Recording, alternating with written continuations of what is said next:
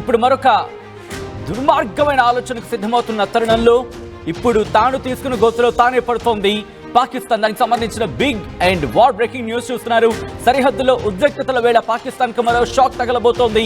పాకిస్తాన్ సైన్యం దగ్గర కేవలం 4 రోజులకు సరిపడా మందుగుండు సామాగ్రి మాత్రమే ఉంది. ఇటీవల యుక్రెయిన్ కు విక్రయించింది పాకిస్తాన్ తన ఆయుధ సంపత్తికి సంబంధించి కొన్ని. దీంతో పాటు మందుగుండు ఉత్పత్తి చేయడానికి పాక్ ఆర్డినెన్స్ ఫ్యాక్టరీలు కూడా అవస్థలు పడుతున్నాయి. మరి ముఖ్యంగా భారత్ ఎదురుదాడి చేస్తే పాక్ పని ఖతమయ్యే పాక్ పని ఖతమయ్యే అవకాశాలున్నాయంటున్నారు విశ్లేషకులు. మరోవైపు మందుగుండు ఉత్పత్తిని భారీగా పెంచింది భారత్. ఇప్పటికే ఆర్డినెన్స్ ఫ్యాక్టరీలకు సంబంధించి ఉద్యోగులకు సెలవుని రద్దు చేసింది. దీంతో పాటు భారీగా ఉత్పత్తులను పెంచుతోంది. డిఆర్డిఓ కావచ్చు, లేకపోతే మరికొన్ని ప్రైవేట్ ఏజెన్సీస్ వీటికి అనుగుణంగా పనిచేస్తున్న, వీటికి సహకారంతో పనిచేస్తున్న ప్రైవేట్ ఏజెన్సీస్ కూడా ఇప్పుడు తమ ఆయుధ సంపత్తిని కావచ్చు, లేకపోతే ఆ మార్గాలను కావచ్చు, అన్వేషణలో కూడా కీలకమయ్యాయి, నిమగ్నమయ్యాయి. ఇటువంటి నేపథ్యంలో పాకిస్తాన్ మాత్రం తన ఆయుధ సంపత్తిని మెరుగుపరుచుకునేందుకు ఎక్కడ అవకాశాలు లేవనే చెప్పుకున్న సందర్భం. ఎందుకంటే ఆర్డినెన్స్ ఫ్యాక్టరీలు అక్కడ అవస్థలు పడుతున్నాయి. కారణం బోటం లైన్కి వచ్చినప్పుడు నీళ్ల సమస్య, దాంతోపాటు ఇంధనం అక్కడ రిఫైనరీకి సంబంధించి, ఎందుకంటే జెట్లకు కావచ్చు, లేకపోతే అక్కడ ఎయిర్ ఫోర్స్కి సంబంధించి కావచ్చు, వాటికి ఫ్యూలింగ్కి సంబంధించి కూడా సమస్య తలెత్తే అవకాశం ఉంది. ఎందుకంటే ఇక్కడ ఆయిల్ రిఫైనరీ ఏవైతే ఉంటాయో అవన్నీ కూడా ఇబ్బందులు పడుతున్నాయి. నీటి కారణంగా తీవ్రమైన ఇబ్బందులు ఎదుర్కొంటున్నాయంటూ కూడా అక్కడ చర్చ జరుగుతున్న పరిస్థితి ఉన్నట్టు అర్థం చేసుకోవచ్చు. సో ఈ నేపథ్యంలో కేవలం 4 రోజులకు సరిపడా మాత్రమే మందుగుండు సామాగ్రి ఉంది. దీంతో పాటు తమ సైన్యానికి సంబంధించి కూడా ఢీలా పడుతోంది. ఇటువంటి ప్రతికూల పరిస్థితుల్లో పాకిస్తాన్ మాత్రం ప్రగల్భాలు పలుకుతోంది. మామూలు డైలాగులు కాదు, ఏకంగా ఇటు ప్రపంచ వేదికల మీద న్యూక్లియర్ బాంబులు వేసేస్తాం, న్యూక్లియర్ బాంబులతో భారత్ని పేల్చేస్తాం, న్యూక్లియర్ బాంబులు వేసేస్తాం, ఇది అది అంటూ చెప్పుకొస్తోంది. కానీ కట్ చేసి చూస్తే సీన్లో పాకిస్తాన్ దగ్గర అసలు సీనే లేదు. అసలు కనీసం 4 రోజుల తర్వాత పోరాడే శక్తి కాదు కదా, కనీసం వాటి పరిస్థితులు కూడా లేవు. నాకెందుకు పాత యుద్ధాలు మళ్ళీ రిపీట్ అయ్యే అవకాశం ఉందనే పరిస్థితి కనిపిస్తుంది. ఇంకా చెప్పాలంటే రిపీట్ అవ్వడం కాదు, అధ్వానంగా మారే అవకాశం ఉంది. పాకిస్తాన్ ఒకవేళ ఒక చిన్న బాంబునైనా పేలిస్తే, మన సరిహద్దు దాటి వస్తే ఎటువంటి ఇబ్బందికర వాతావరణం ఎదుర్కోవాలో పాకిస్తాన్కి తెలుసు. ఈ నేపథ్యంలో ప్రస్తుతం 4 రోజులు మాత్రమే సరిపడి అక్కడ యుద్ధ సామాగ్రి ఉంది. ఇంతకీ ఏమేమి ఉన్నాయి, ఎలా ఉన్నాయి, ఇప్పుడు పాకిస్తాన్ ఏం చేసే అవకాశం ఉంది, ఏం చేయాలనుకుంటోంది తెలుసుకునే ప్రయత్నం చేద్దాం. మా ప్రతినిధి మధు అప్డేట్స్ అందించేందుకు సిద్ధంగా ఉన్నారు. మధు, కేవలం 4 రోజులకు సరిపడే మందుగుండు సామాగ్రి మాత్రమే ఇటు పాకిస్తాన్ దగ్గర ఉన్న నేపథ్యంలో ఎలా ముందుకు వెళ్ళాలనుకుంటోంది పాకిస్తాన్ ఏమైనా ఆల్టర్నేటివ్స్ ఆలోచిస్తోందా? ఎగ్జాక్ట్లీ, ఆల్రెడీ భారత్ అలర్ట్ అయింది. భారతదేశంలో ఉన్నటువంటి అనుమతి ఉన్నటువంటి ఆయుధ కర్మాగారాలు ఏవైతే ఉన్నాయో, ప్రభుత్వం కావచ్చు, తర్వాత అనుమతి ఉన్నటువంటి మిగతా ఆయుధ కర్మాగారాలను కూడా సెలవులు రద్దు చేయాలి. వారందరికీ ఆయుధానికి సంబంధించినటువంటి మందుగుండు సామాగ్రి కావచ్చు, బుల్లెట్స్ కావచ్చు, గన్స్ కావచ్చు, ఇంకా ఇతరత్రకు సంబంధించినటువంటి ఈ మిసైల్ వాడకంలో ఉండాల్సినటువంటి టెక్నాలజీ విషయంలో కావచ్చు, వాటికి సంబంధించినటువంటి అన్ని అంశాలపైన దృష్టి పెట్టారు. 2 నెలల పాటు ఇమ్మీడియట్ గా సెలవులు రద్దు చేయాలని భారత్ అలర్ట్ అయింది. కానీ పాకిస్తాన్ లో అలా లేదు పరిస్థితి. పాకిస్తాన్ లో కేవలం ఒకవేళ నిజంగా యుద్ధం జరిగితే, జనరల్ గా సాధారణంగా యుద్ధాలు జరిగేది మినిమం 1 నెల నుంచి 6 నెలల లోపు కంటిన్యూగా యుద్ధం జరిగేటువంటి అవకాశం ఉంటుంది. మనం రీసెంట్ గా జరిగినటువంటి యుద్ధం కనుక చూస్తే ఉక్రెయిన్ అండ్ రష్యా వార్ చూసాం. చాలా భీకర పోరు జరిగింది 2 దేశాల మధ్య. రష్యా అంత పెద్ద దేశం అయినప్పటికీ కూడా దాదాపు 6 నెలలకు పైగా యుద్ధం జరిగినటువంటి సిచ్యువేషన్. సో అలాగే ఫ్యూచర్ లో భారత్ పాక్ యుద్ధం కనుక జరిగితే దాదాపు 1 నెల నుంచి 6 నెలల వరకు యుద్ధం కొనసాగే అవకాశం ఉంది. అంటే తీవ్రత అంత రేంజ్ లో తీవ్రత ఉండకపోయినప్పటికీ కూడా మొదటి 1 నెల రోజుల లోపల, 2 నెలల లోపల జరిగే తీవ్రత ఉండకపోయినా యుద్ధం కొనసాగేటువంటి సిచ్యువేషన్ మాత్రం 6 నెలల వరకు మినిమం యుద్ధం జరిగేటువంటి పరిస్థితి ఉంది సాధారణంగా, మినిమం. కానీ పాకిస్తాన్ లో ఆ పరిస్థితి లేదు, యుద్ధాన్ని కొనసాగించే సిచ్యువేషన్ లేదు. కేవలం 4 రోజులకు సరిపోయేటువంటి సంబంధించినటువంటి యుద్ధ సామాగ్రి మాత్రమే వారి దగ్గర ఉంది. అది గన్నుల రూపంలో, బుల్లెట్ రూపంలో, తర్వాత మిజైల్ రూపంలో కావచ్చు. ఇంకా అణుబాంబులు పక్కన పెడదాం, అణుబాంబులు అనేటువంటి అంశమే రాదు. అణుబాంబు ప్రయోగం అనేటువంటి పరిస్థితి కనుక వస్తే అణుబాంబును నిర్వీర్యం చేసేలాగా ఒకవేళ వాళ్ళు ప్రయోగించే పరిస్థితి ఉంటే అక్కడే దాన్ని పేల్చేలాంటి టెక్నాలజీ భారత్ దగ్గర ఉంది. భారత్ దగ్గరే కాదు, ఇజ్రాయెల్, అమెరికా, రష్యా దగ్గర ఉన్నటువంటి సిచ్యువేషన్. సో ఇప్పటికిప్పుడు అనేటువంటి అనుభవం అనేటువంటి తెరపైకి తెస్తున్నప్పటికీ పాకిస్తాన్ అది సాధ్యం కాకపోవచ్చు వినియోగించడానికి. దాన్ని సమాయత్తం చేయడానికి అణుబాంబును ప్రయోగించడానికి కావాల్సినటువంటి ఖర్చు కూడా పాకిస్తాన్ భరించే పరిస్థితిలో లేదు. సో పాకిస్తాన్ దగ్గర అంత ఆర్థిక స్తోమత లేదు, at the same time man power కూడా లేదు, అంత పేర జనాలు కూడా లేరు ఆర్మీ రూపంలో. ఇప్పటికే రాజీనామా చేస్తున్నారు, పారిపోతున్నారు. స్థానికంగా ఉన్నటువంటి యువకులకు ట్రైనింగ్ ఇస్తున్నటువంటి ఒక దుర్భరమైనటువంటి దుస్థితి పాకిస్తాన్ దగ్గర ఉన్నటువంటి సిచ్యువేషన్. నిజంగా ఒకవేళ భారత్ కనుక చేసేటువంటి దాడిని పాకిస్తాన్ తట్టుకునే పరిస్థితి లేదు. ఒకవేళ జనరల్ గా జరుగుతున్నటువంటి విశ్లేషణ ప్రకారం పాక్ ని మట్టుబెట్టడానికి కేవలం 10 నుంచి 15 రోజులు మాత్రమే భారత్ కు అవకాశం ఉంది. అది కూడా పూర్తి పాకిస్తాన్ రేంజ్ వరకు, చివరి పాకిస్తాన్ కి సంబంధించినటువంటి చివరి కిలోమీటర్. మధు, గతంలో కూడా చూసుకుంటే తమ దగ్గర ఉన్న ఆయుధ సంపత్తిని యుక్రెయిన్ కి అమ్మేసుకున్న పరిస్థితి. దాదాపుగా 10,000కు సంబంధించి యుద్ధ సామాగ్రిని కావచ్చు, లేకపోతే యుద్ధ శకటాలను కావచ్చు, ఇటు పాకిస్తాన్ యుక్రెయిన్కి పంపించిందనేది కొన్ని రిపోర్ట్స్ చెబుతున్న పరిస్థితి ఉంది. సో ఈ నేపథ్యంలో ఇప్పుడు మళ్ళీ తిరిగి అంత ఆయుధ సంపత్తిని సమకూర్చుకోగల సత్తా పాకిస్తాన్కు ఉందా? పాకిస్తాన్ సైన్యంలోనే ఎటువంటి తిరుగుబాటు వచ్చే అవకాశం ఉంది? ఎందుకంటే నా దగ్గర సత్తువ లేదు, నా దగ్గర సత్తా లేదు అనుకున్నప్పుడు పక్కవాడికి ఇచ్చే ఆలోచన విషయంలో ఆలోచిస్తాను. దట్ నా దేశానికి సంబంధించిన విషయం వచ్చినప్పుడు. సో ఈ క్రమంలోనే సైన్యం నుంచి తిరుగుబాటు వచ్చే అవకాశం లేదా ప్రభుత్వం మీద? ఖచ్చితంగా గతంలో కూడా ఇట్లాంటి సంఘటనలు పాకిస్తాన్ లో చోటు చేసుకున్న తర్వాతనే ముషారఫ్ పూర్తి స్థాయిలో సైనిక పాలన కొనసాగించారు. జనరల్ ముషారఫ్ ఆయన ఆధ్వర్యంలోనే ప్రభుత్వాన్ని కాదని, ప్రజాస్వామ్యాన్ని కాదని సైనిక పాలన చేసినటువంటి చరిత్ర పాకిస్తాన్ కు ఉంది. అత్యంత దుర్భరమైనటువంటి పరిస్థితి. అంటే ఎక్కడ కూడా ప్రజాస్వామ్యానికి పాకిస్తాన్ లో విలువ ఉండదు. ప్రజలు ఎన్నుకున్నటువంటి ఇప్పుడు ప్రభుత్వం ఉన్నప్పుడు కూడా టెర్రరిస్టులే అక్కడ పాలన చేస్తా ఉన్నారు. పాకిస్తాన్ లో టెర్రరిస్టులే ప్రభుత్వాన్ని శాసిస్తున్నటువంటి సిచ్యువేషన్ ఉంది. కోర్టులను, ప్రభుత్వాలను, ప్రజాక్షేత్రంలో గాని ఎక్కడ డెవలప్మెంట్ కు వారు అనుకూలంగా ఉండరు, డెవలప్మెంట్ కు వ్యతిరేకంగా పోరాటం చేస్తా ఉంటారు టెర్రరిస్టులు. గతంలో మనం చూసాం స్కూల్స్ లో విద్యార్థులకు సంబంధించినటువంటి చిన్న పిల్లలు 1 to 10th కు సంబంధించినటువంటి స్కూల్స్ లో గ్రెనేడ్ దాడులు, బాంబు బ్లాస్టులు, గన్ ఫైర్ చేసినటువంటి చరిత్ర ఇదే టెర్రరిస్టులకు ఉంది. ఇదే టెర్రరిస్టులు పాకిస్తాన్ ఆర్మీ, పాకిస్తాన్ ప్రభుత్వం కాపాడుతున్న చరిత్ర ప్రజెంట్ జరుగుతుంది సిచ్యువేషన్. సో వాళ్ళకు బుద్ధి రావట్లేదు ఎంత జరిగినా కూడా. ఇదంతా పక్కన పెడితే ప్రస్తుతం పాకిస్తాన్ భారత్ తో యుద్ధం చేసే పరిస్థితుల్లో ఉందా అంటే హైలీ ఇంపాసిబుల్. ఎగ్జాక్ట్లీ అంటే వ్యూహాత్మక మౌనంతో ముందుకు అడుగులేస్తున్నటువంటి భారత్ కనుక ఇంకా కాస్త వ్యూహాత్మకంగా కాస్త ముందుకు వెళ్తే ఒక 15 రోజుల్లోనే, రాబోయే 15 రోజుల్లోనే పాకిస్తాన్ ఒక దుర్భరమైనటువంటి పరిస్థితిని ఎదుర్కొనే సిచ్యువేషన్ ఉంది. కానీ అంత దూరం కూడా పోకపోవచ్చు. వరుసగా ఆ ఆర్మీకి సంబంధించినటువంటి ఉన్నతాధికారులతో, ప్రభుత్వ ఉన్నతాధికారులతో ప్రధాని నరేంద్ర మోదీ కీలక భేటీలు నిర్వహిస్తా ఉన్నారు. కాబట్టి త్వరలోనే పాకిస్తాన్ పైన యుద్ధం ప్రకటించే అవకాశం ఉంది. కాకపోతే పాకిస్తాన్ ప్రజల పైన కాకుండా ఉగ్రవాద శిబిరాల పైన, వాళ్ళు దాక్కున్నటువంటి బంకర్ల పైన, ఎక్కడెక్కడైతే శిబిరాలు నిర్వహించారో ఆ ప్లేసెస్ పైన భారత్ దాడి చేసే అవకాశం ఉంది. ఇవన్నీ కాకుండా భారత్ చేసేటువంటి వ్యూహాత్మక దాడే కాకుండా already Balochistan liberation army, Afghanistan లో ఉన్నటువంటి తాలిబాన్లు, తర్వాత వ్యూహాత్మకంగా వారి పైన చేస్తున్నటువంటి ఒత్తిడి ఇవన్నీ పనిచేస్తా ఉన్నాయి. కానీ పాకిస్తాన్ ప్రస్తుతమే నీటికి తిండికి కటకట పరిస్థితి ఉంది. ఇక ఆర్మీతో ఫ్యూచర్ లో ఆర్మీ నుంచి కూడా తిరుగుబాటు వచ్చే అవకాశం ఉండొచ్చు. ఎందుకంటే వాళ్ళకు కనీసం బూట్లు, యూనిఫాము, సరైన వసతులు కల్పించడంలోనే పాకిస్తాన్ ప్రభుత్వం విఫలమవుతున్నటువంటి సిచ్యువేషన్ ఉంది. కాబట్టి వాళ్ళ దగ్గర 4 రోజులకు సరిపడా కాదు, కనీసం 2 నుంచి 3 రోజులకు సరిపడా ఆయుధ కర్మ ఉందో లేదో కూడా తెలీదు. వాళ్ళ సొంత వాహనాల్లో డీజిల్ పోసుకోవడానికి కూడా డబ్బులు లేనటువంటి పరిస్థితి, ఒక దౌర్భాగ్యమైనటువంటి పరిస్థితి పాకిస్తాన్ అనుభవిస్తా ఉంది. కాబట్టి అంత సీన్ లేదు పాకిస్తాన్ కి భారత్ పైన యుద్ధం చేసేటువంటి పరిస్థితి. కాకపోతే వారికి చైనా బ్యాకప్ ఇచ్చే అవకాశం ఉంది. ఎందుకంటే భారత్ ఫ్యూచర్ లో జీడిపి పరంగా గానీ, ఆర్థిక పరంగా గానీ అన్ని రకాలుగా భారత్. ఒక్కసారి మీరు లైన్ లో ఉండే ప్రయత్నించండి. కొన్ని రిపోర్ట్స్ ఏం చెప్తున్నాయని నేను ప్రజల ముందు ఉంచే ప్రయత్నం చేస్తాను. ఎందుకంటే ఇది ఒక రిపోర్ట్, మరి ముఖ్యంగా ఫిబ్రవరి 13, 2023న ఒక వెబ్సైట్లో రాసుకొచ్చిన అంశాన్ని నేను ముందు ఉంచే ప్రయత్నం చేస్తాను. ఇక్కడ ఏమంటుందంటే ఆ వెబ్సైట్, పాకిస్తాన్ యుక్రెయిన్కి 10,000 రాకెట్లను పంపించింది. అవి కూడా ఏంటి, grade multiple launch rocket systems, వీటిని పంపించింది.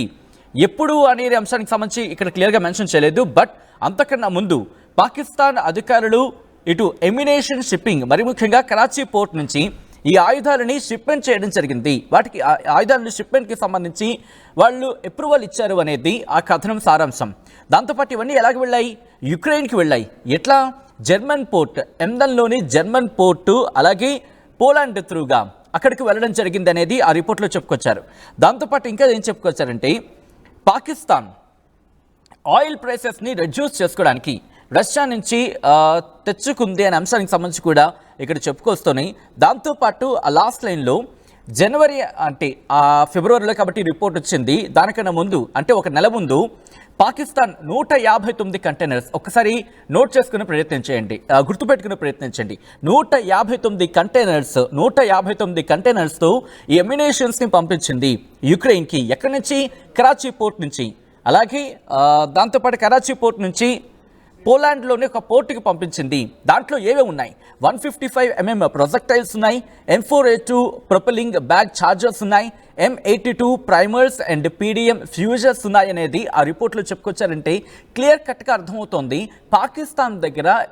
మరి ముఖ్యంగా గుర్తుపెట్టుకోండి, ఎందుకు నేను యుక్రెయిన్ పాకిస్తాన్ గురించి ఇక్కడ నేను చెప్పే ప్రయత్నం చేస్తున్నానంటే, ఒకవేళ యుక్రెయిన్ కనుక పాకిస్తాన్ ఇచ్చిండుంటే అక్కడ యుక్రెయిన్ ఎవరితో పోటీ పడుతోంది?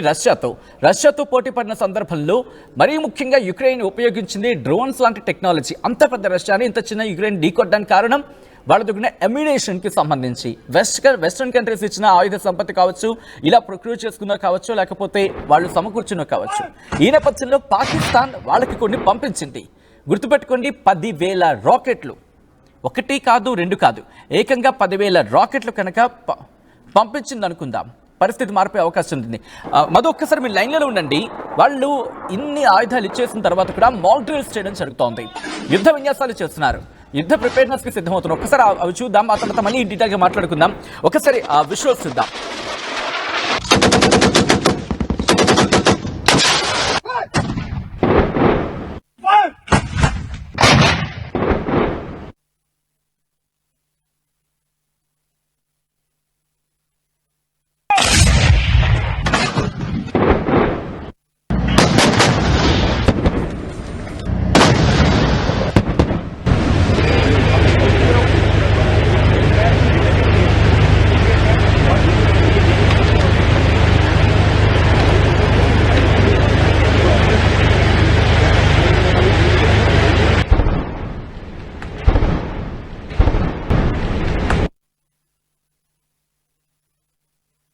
రైట్, చూస్తున్నారు కదా వాళ్ళు యుద్ధ విన్యాసాలకు సంబంధించి ఇక్కడ ప్రగల్భాలు, దాంతోపాటు ఏదో ఒక మన సాధారణంగా మనం అంటూ ఉంటాం బిల్డప్, అదే కనిపిస్తోంది అక్కడ. మరి ముఖ్యంగా ఒక వీడియో రిలీజ్ చేసినప్పుడు ఒక గేమింగ్ సంబంధించి తీసుకొచ్చి వీడియోని చూపించేసి ఇదిగో మా దగ్గర ఉన్న ఆయుధ సంపత్తిని చెప్పుకున్నప్పుడే వాళ్ళ దగ్గర ఉన్న సత్తా తేలిపోయింది. ఇక్కడ ఒక వ్యక్తి కమెంట్ చేయడం జరుగుతోంది, శత్రువుని తక్కువ అంచనా వేయకూడదు అని అంటూ కూడా. ఇక్కడ ఎవరు తక్కువ అంచనా వేయట్లేదు పాకిస్తాన్ని, ఎందుకంటే పాకిస్తాన్ తక్కువ అంచనా వేయండి ఇక్కడ ఏమి తక్కువేం కాదు. కానీ పాకిస్తాన్ వెనకాల శత్రువుకి శత్రువు మిత్రుడు అని చెప్పి గతంలో కూడా ఆ దేశం ఇక్కడ పేరు ప్రస్తావించాలనుకోవట్లేదు, ఎందుకంటే కాస్త మనకి ఎక్కడో చోట మెన్షనింగ్ రిపీటెడ్లీ ఎక్కడో చోట కాస్త మనకి ఆ మాట సానుకూలమైన మాట వినిపిస్తుంది కాబట్టి నేను పేరు ప్రస్తావించట్లేదు, ఎందుకంటే ఉన్న రిలేషన్స్ కూడా పోయే అవకాశం ఉంటుంది కాబట్టి ఈ సందర్భంలో అది మరీ డెలికేటెడ్ కాబట్టి. సో పాకిస్తాన్ ఎవరో తక్కువ అంచనా అవుతుంది. అట్ ద సేమ్ టైం అంచనా తక్కువ అనే అంశానికి సంబంధించి మాట్లాడేటప్పుడు పాకిస్తాన్కి సంబంధించి తన సత్తువ తక్కువే, కానీ మ్యాండేటరీగా పాకిస్తాన్కి సపోర్ట్ చేయాల్సిన అవసరం ఉంది అనుకునే దేశాలు శత్రువుకి శత్రువు మిత్రుడు అవుతాడు కాబట్టి అటువంటి క్యాలిక్యులేషన్లోని ఆచితూచి వెళ్తుంది భారతదేశం. సో ఇప్పుడు పాకిస్తాన్కి సంబంధించి ఆయుధ సంపత్తి తక్కువ ఉంది, ఇక్కడ ఎవరు సపోర్ట్ వెళ్తారనేది తర్వాత విషయం. ఉన్నవాటితో ఖతమైపోతే పాకిస్తాన్ తను తీసుకుని గోతులో తానే పడినట్టు. ఇటు యుక్రెయిన్కి సంబంధించి మద్దతు ఉంటుందా అనేది మద్దతు అక్కడ వాళ్ళకి దిక్కులేదు. రష్యాతో యుద్ధం చేస్తున్న పరిస్థితి కాస్త వాళ్ళ ఇష్యూస్ ఏవో క్లియర్ అవుతున్నాయి, వాళ్ళ దగ్గర కూడా ఇప్పుడు పాకిస్తాన్ పంపించిన వస్తాయంటే నమ్మకం లేదు. ఇటువంటి అన్ని పరిణామక్రమాలని అర్థం చేసుకునే భారత్ దౌత్యపరంగా వెళుతోంది. దాంతోపాటు ఇటు బలూచిస్తాన్, అలాగే దాంతోపాటు ఆఫ్ఘనిస్తాన్, దాంతోపాటు మిగిలిన దేశాలకు సంబంధించి కూడా ఆ దౌత్యపరంగా మాట్లాడుతోంది. ఒకసారి మా ప్రతినిధి మధు దగ్గరికి వెళ్ళే ప్రయత్నం చేస్తాను, ఆ తర్వాత మళ్ళీ ఇటు దౌత్యపరంగా ఎలా మనం ముందుకు వెళ్ళే అవకాశం కనిపిస్తోంది. ఇవన్నీ కూడా మాట్లాడుకునే ప్రయత్నం చేద్దాం. ఇంట్రెస్టింగ్ పాయింట్ని రైజ్ చేశారు చంద్రకాంత్ గారు, మనం మాట్లాడుకుందాం దానికి సంబంధించి కూడా. మా ప్రతినిధి మధు దగ్గరికి వెళ్ళే ప్రయత్నం చేస్తున్నాను. మధు, అఫ్కోర్స్ చాలా మంది క్వశ్చన్ రైజ్ అవుతూ ఉంటుంది, పాకిస్తాన్ ఎవరిని చూసుకొని, ఏ దమ్ము చూసుకొని, ఏ ధైర్యం చూసుకొని ఇటువంటి మాటలకు దిగుతోంది? మాట్లాడితే న్యూక్లియర్ అంటోంది. సో ఇక్కడ పాకిస్తాన్వి కేవలం ప్రగల్భాలు మాత్రం అనుకోవాలా, లేకపోతే నిజంగా ఏమైనా వెనకాల ఒక బిగ్గెస్ట్ స్కెచ్ అయినా సిద్ధం చేసుకుంటుంది? ఆఫ్కోర్స్ పాకిస్తాన్ స్కెచ్ కాకపోవచ్చు, బట్ మిగతా దేశాల స్కెచ్ అయి ఉండొచ్చు. ఎగ్జాక్ట్లీ అంటే అంతో ఇంతో పాకిస్తాన్ కి ప్రజెంట్ బ్యాక్ ఎండ్ లా మద్దతు తెలుపుతుంది, ఆర్థికంగా కానీ ఆయుధపరంగా కానీ మద్దతు తెలుపుతుంది చైనా. దాంట్లో ఎలాంటి డౌట్ లేదు. ఎందుకంటే Pakistan and China economical corridor ఏదైతే ఉందో, బెల్ట్ రోడ్ ఏదైతే ఏదో చర్చలో ఉందో దానికి సంబంధించిన విషయంలో మాత్రమే పాకిస్తాన్ కు అన్ని రకాలుగా చైనా మద్దతు తెలుపుతున్నటువంటి ఇన్సిడెంట్ అనేక సార్లు చూసాం మనం. అది కూడా ఏమి ఉత్తగా ఇవ్వట్లేదు, వాళ్ళు ఫ్రీగా ఇవ్వట్లేదు, బిత్తికిస్తా ఉన్నారు. ఇంట్రెస్ట్ రూపంలో పాకిస్తాన్ మరి రీపే చేయాలి. రీపే చేయనంత కాలం పాకిస్తాన్ స్థావరాలలో ఇటు భూభాగంలో కానీ తర్వాత సముద్రానికి సంబంధించినటువంటి ప్రాంతాల్లో కానీ అయితే చైనా వాళ్ళు వచ్చి అక్కడ ఆక్యుపై చేసుకుంటున్నారో అవంతా కంటిన్యూ అయ్యే అవకాశం ఉంది. సో ఆర్థిక భారంతో వాళ్ళు ఏం చేయలేని పరిస్థితి, చైనా కొనసాగే అవకాశం ఉంటుంది. ఖచ్చితంగా చైనా మద్దతు తెలిపే అవకాశం ఉంటుంది. ఇంకోటి రీసెంట్ గా మాట్లాడినట్టుగా ఉక్రెయిన్ కి పాకిస్తాన్ కి సంబంధించిన ఆయుధాలు సరఫరా అనేటువంటి ఇది చాలా ఇంట్రెస్టింగ్ టాపిక్. ఎందుకంటే యుద్ధం కొన్ని నెలల పాటు కొనసాగింది ఉక్రెయిన్ లో. రష్యా దాడులు చేస్తానే ఉంది. దాదాపు ఉక్రెయిన్ లో ఉన్నటువంటి సిటీలన్నీ శ్మశానాలుగా మారిపోయాయి. అనేక వేల మంది నిరాశ్రయులయ్యారు, చనిపోయారు. ఇట్లాంటి సందర్భంలో అత్యంత తక్కువ ధరకు ఆయుధాలు సరఫరా చేసేటువంటి దేశం ప్రపంచంలో ఏదైనా ఉంది అంటే అది పాకిస్తాన్. అది కూడా వారికి ఉన్నటువంటి నిల్వ ఉంచుకోవాల్సినటువంటి ఆయుధాలను ఉక్రెయిన్ కు పంపాల్సినటువంటి అవసరం ఎందుకు వచ్చిందంటే ఆర్థికంగా బతకాల్సినటువంటి పరిస్థితి. ప్రభుత్వం నడవాలన్నా, ఇక్కడ ఆర్థిక పరమైనటువంటి వసతులు కావాలన్నా అమ్ముకున్నటువంటి పరిస్థితి వాళ్ళ ఆయుధాలన్నా. ఎగ్జాంపుల్ తీసుకుంటే అసలు ఒక్క ఉక్రెయిన్ సంబంధించినటువంటి కరెన్సీ ఒక ఉక్రెయిన్ డాలర్ని తీసుకుంటే పాకిస్తాన్ వరకు వచ్చేసరికి అది 7 రెట్లు. అంటే ఉక్రెయిన్ ₹1 పెడితే పాకిస్తాన్ లో ₹7 అనేటువంటి విలువ. అందులో భాగంగానే చాలా తక్కువ ధరకు కొన్నారు. కొన్నప్పటికీ కూడా ఉక్రెయిన్ లో అది పాకిస్తాన్ కి సంబంధించినటువంటి ఆయుధాలు వినియోగంలోకి వచ్చాయా లేదా, లేకుంటే పాత ఇనుప సామానికి పోయా అనేటువంటిది దేవుడికే తెలుసు. ఎందుకంటే ఇంతవరకు పాకిస్తాన్ ఉపయోగించలేదు ఆ ఆయుధాలని. ఏదో తక్కువ ధరకు వస్తున్నాయి, అవసరం కాబట్టి, యుద్ధం నడుస్తుంది నెలల తరబడి కాబట్టి ఉక్రెయిన్ తక్కువ ధరకని అరెక్ మాల్ రూపంలో పాకిస్తాన్ నుంచి కొనుక్కుంది. ఇదంతా పక్కన పెడితే పాకిస్తాన్ ప్రస్తుతం మనతో కొట్లాడేటువంటి సిచ్యువేషన్ లో లేదు. పాకిస్తాన్ కంత సీను లేదు. కేవలం ప్రపంచంలో ఉన్నటువంటి ఇస్లామిక్ కంట్రీస్ ని అట్రాక్ట్ చేయడానికి ఏదో మన పైన ఒత్తిడి తెచ్చే ప్రయత్నంలో భాగంగా ముస్లిం కంట్రీస్ తోటి కాస్త ప్రెజర్ చేయించే ప్రయత్నంలో భాగంగా మీరు అన్నట్టుగా బహుశా అవి కూడా పూర్తి స్థాయిలో మద్దతు తెలపట్లేదు. ఎందుకంటే ఎవరికైనా టెర్రరిజం మీద ఉగ్రవాదానికి వ్యతిరేకంగానే అందరూ పోరాడుతున్న పరిస్థితి. సౌదీ అరేబియా కూడా ప్రస్తుతం ఇటువంటి క్షణంలో పాకిస్తాన్కి మద్దతు, పాకిస్తాన్ వైపు కనీసం చూడాలనుకున్న ప్రసక్తి కూడా అక్కడ లేదు సౌదీ అరేబియాకు సంబంధించి. Right, thank you so much Madhu. మొత్తంగా అయితే మాత్రం ప్రస్తుతం ఉన్న పరిణామాల బట్టి చూస్తూ ఉంటే కనుక 4 రోజుల్లో పాకిస్తాన్ పని ఖతం అయిపోయే అవకాశం ఉంది. సో ఇక్కడ మీకు డౌట్ రావచ్చు, చాలా మందికి వచ్చే డౌట్ ఏంటంటే కనుక ఒకవేళ పాకిస్తాన్ పని ఖతం అయిపోతే నెక్స్ట్ పరిస్థితి ఏంటి అనేది. ఇక్కడ చైనా సపోర్ట్గా వెళ్ళింది అనుకుందాం. చైనా దగ్గర ఉన్న ఆయుధ సంపదకి సంబంధించి చైనా వృధా చేసుకుంటుందా?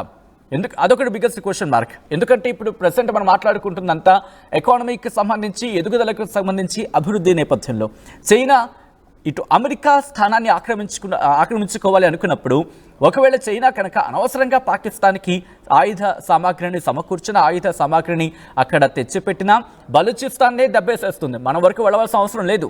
ఆల్రెడీ బలూచిస్తాన్లో సిపెక్ మీద ఆ క్యారిడోర్ నిర్మించుకుంటున్న సందర్భంలో చైనా ఆర్మీ ఆల్రెడీ అక్కడ బలూచిస్తాన్ ఆర్మీ సత్తా ఏంటో చవి చూసింది. చాలామందికి ఈ క్వశ్చన్ ఉంది కాబట్టి ఇది మాట్లాడే ప్రయత్నం చేస్తున్నాను ఇక్కడ.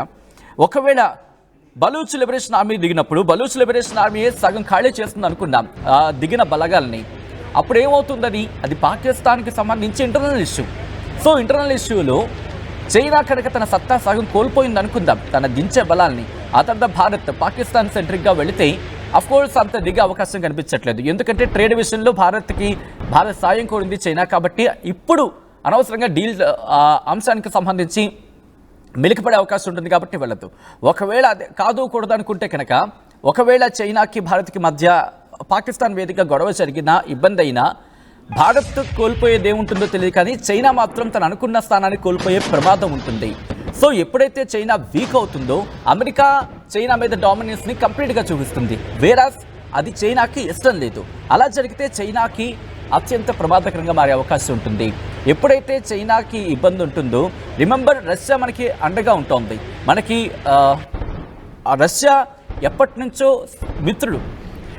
కంపేరింగ్ విత్ చైనాకి కూడా సోవియట్ యూనియన్కి సంబంధించి కూడా మనకి సోవియట్ యూనియన్ నుంచి ఎప్పుడైతే చైనాకి మనకి ఇష్యూ జరిగిందో సోవియట్ యూనియన్ పూర్తిగా మన వైపు మద్దతుగా ఉన్న సందర్భాన్ని మనం చూసాం.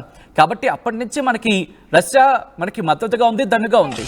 కాబట్టి సినారియోలకు పాకిస్తాన్, చైనా, భారత్ ఇలా వచ్చినప్పుడు సోవియట్ యూనియన్కి సంబంధించి మాట్లాడుకున్న సందర్భంలో సోవియట్ యూనియన్ దాదాపుగా మన వైపు ఉంది. కాబట్టి రష్యా కూడా మన వైపు పూర్తిగా మళ్ళీ అవకాశం ఉంటుంది. సో ఇటువంటి పరిస్థితుల్లో రష్యా, భారత్ ఒకటైనప్పుడు చైనా ఏమవుతుంది? సైడ్ అయిపోవచ్చు. సో కాబట్టి అనవసరంగా చైనా ఏరికోరి కొరువుతో తలగొక్కోదు.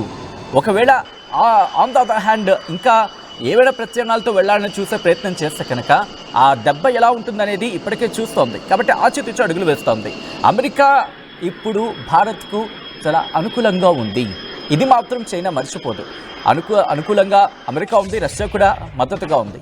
ఈ రెండు ఎప్పుడైతే కాస్త భారత్కు దూరం అవుతాయి అనుకునే క్వశ్చన్ మార్క్ వచ్చినప్పుడు చైనా ఆలోచించవచ్చు. బట్ ఇప్పుడున్న క్రమంలో ఆ రెండు దేశాలు భారత్ని వదులుకుంటే వాళ్ళకు కూడా తెలిసి ఏం జరుగుతుందనేది. ఏషియాలో భారత్ అంతా నమ్మశక్యమైన మిత్ర దేశం ఇంకోటి ఏది వాళ్ళకి ఎక్కడ కనిపించట్లేదు. కాబట్టి ఎవరికైనా ఏమైనా డౌట్ ఉంటే కనుక కమెంట్ చేసే ప్రయత్నం చేయండి. ఇంట్రెస్టింగ్. ఒకవేళ నాకు తెలియకపోతే కనుక తెలుసుకొని చెప్పే ప్రయత్నం చేస్తాను. ఒకవేళ నేను తెలుసుకున్న దాంట్లో మీకు ఏమైనా తప్పు అనిపిస్తే కనుక చెప్పే ప్రయత్నం చేయండి. ఎందుకంటే బాటమ్ ఆఫ్ ద లైన్ మనందరూ కలిసి మన భారతదేశాన్ని స్ట్రెంథెన్ చేసుకుందాం. మరి ముఖ్యంగా జియో పాలిటిక్స్ విషయంలో మరింత స్ట్రాంగ్గా వెళ్లే ప్రయత్నం చేద్దాం. ఇప్పుడు పాకిస్తాన్, చైనా ఈ రెండే మాత్రం పిక్చర్లో ఉన్నాయి. మరి ముఖ్యంగా పాకిస్తాన్ మన మీద దాడి చేసే అవకాశం ఉందా అంటే కనుక అఫ్కోర్స్ చేయొచ్చు. కారణం ఏదైనా కావచ్చు. అది పురుగొల్పులో ఎవరైనా పురుగొల్పుతో వస్తుందా, లేకపోతే తనంతట తానే వస్తుందా, ఏదేవైనా కానీ క్లియర్ పిక్చర్ చూస్తూ ఉంటే కనుక భయం అయితే కనిపిస్తోంది, బాధ్యత వదులుకున్నట్టు కనిపిస్తోంది, బెదిరింపులకు దిగే అవకాశం కనిపిస్తోంది, బెదిరింపులకు గురైనట్టు కనిపిస్తోంది, దాంతోపాటు భయంతో వణికిపోతున్నట్టు కనిపిస్తోంది. ఇటువంటి నేపథ్యంలో పాకిస్తాన్ ఉక్కిరిబిక్కిరి చేయడం భారత్కు పెద్ద సవాల్ కాదు. కానీ ఇప్పుడు తీసుకునే అడుగు కంప్లీట్గా పాకిస్తాన్ని పీకలోతు కష్టాల్లో పడేయడం. కారణం ఎప్పుడైతే పాకిస్తాన్ టెర్రరిజాన్ని వదులుకుంటుందో భారత్ పాకిస్తాన్ని మర్చిపోతుంది. లేదు, పాకిస్తాన్ టెర్రరిజాన్ని పట్టుకొని ఊగినంతకాలం భారత్ పాకిస్తాన్ పడుతూనే ఉంటుంది. ఎందుకంటే ఎప్పుడూ చెప్పుకుంటూ వచ్చాం, ఆ రోజు ఈ రోజు ఏ రోజు ప్రపంచవ్యాప్తంగా చెప్పుకుంటూ వచ్చాం, టెర్రరిజాన్ని పెంచి పోషించినంతకాలం పాకిస్తాన్ అనుభవించాల్సిందే. ఒకవేళ పాకిస్తాన్ టెర్రరిజాన్ని వదిలేసుకుంటుందా అది పాకిస్తాన్కే తెలియాలి. ఎప్పట్లయితే మాత్రం అటువంటి పరిస్థితులు కనిపించట్లేదు. హఫీజ్ సయ్యద్ లాంటి వాడిని, ఇంకా అలాంటి వాడికి కాపలా కుక్కలా మారడం ఒక దేశానికి ఎంత అవమానకరం. బహుశా పాకిస్తాన్లోనే అంతర్యుద్ధం రావాల్సిన పరిస్థితి ఉంది. ప్రజలు తిరగబడి శ్రీలంకలో ఎలా తిరగబడ్డారు, బంగ్లాదేశ్లో ఎలా తిరగబడ్డారు, పాకిస్తాన్లో కూడా అలా తిరగబడి షహబాజ్ షరీఫ్ని, మరి ముఖ్యంగా షహబాజ్ షరీఫ్ పక్కన పెట్టండి, పెద్దగా అతని పాత్ర అక్కడ కనిపించట్లేదు.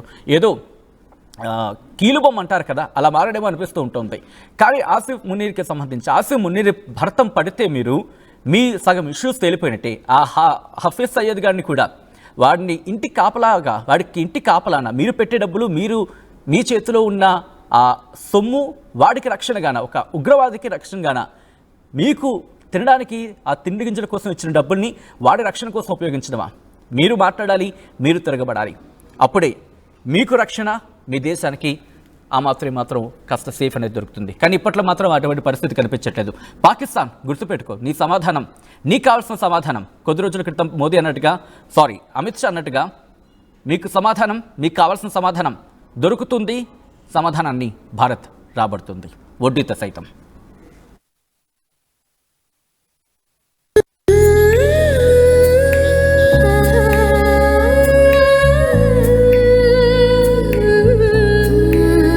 Gokulam Signature Jewels,